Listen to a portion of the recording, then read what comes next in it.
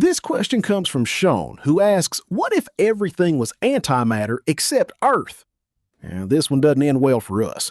But unlike most scenarios involving the word antimatter, the end is surprisingly slow and drawn out. The whole universe is matter as far as we can tell. No one is sure why there's more matter than antimatter. Since the laws of physics are pretty symmetrical, there's no reason to expect more of one than the other. Although when it comes down to it, there's no reason to expect anything at all. It's possible that some galaxies are made of antimatter and we just haven't noticed, because we haven't tried to touch them.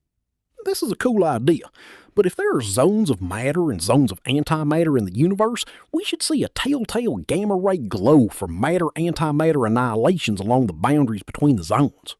So far, we haven't seen that anywhere nearby, although another telescope might help. If the entire rest of the universe were swapped out for antimatter, then we'd be in trouble.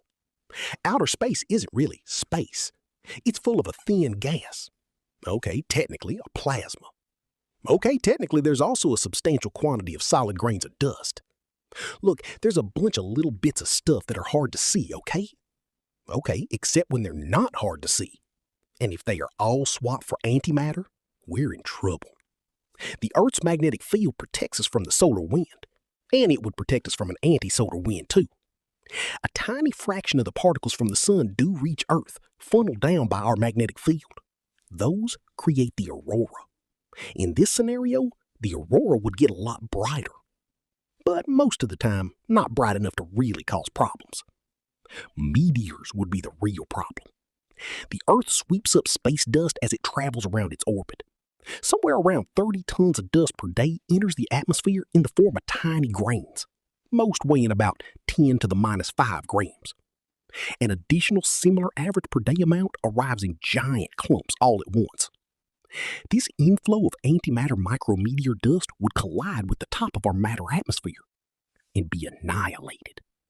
The interactions between the nucleons and antinucleons would be complex, but the end result will be a lot of neutrinos which would fly away, and a lot of gamma rays which would turn into heat.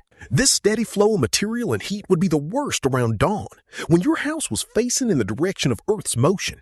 The heat and light added by antimatter would certainly be enough to tip the Earth into a runaway greenhouse scenario, quickly turning our planet into something resembling Venus. But the big antimatter meteors would get us first. Even a relatively small antimatter object, similar in size to the Chelyabinsk meteor, would deliver as much energy as the matter meteor that killed the dinosaurs. Meteors the size of Chelyabinsk hit the Earth roughly every 50 years, but the slightly smaller ones enter the atmosphere every few months, mostly unnoticed. If they were all antimatter, each one would trigger a tremendous pulse of energy in the sky and ignite a massive firestorm. Right now, it's still an open question whether any significant non-zero percentage of the stuff in the sky is made of antimatter. It's probably not. But we need to build another orbiting gamma-ray telescope to really be sure. However, it's easy to use a telescope to rule out one possibility, that everything in the sky is antimatter. If it were, your telescope and everything else would be on fire. If you have a telescope that's not on fire, maybe you can get that result published.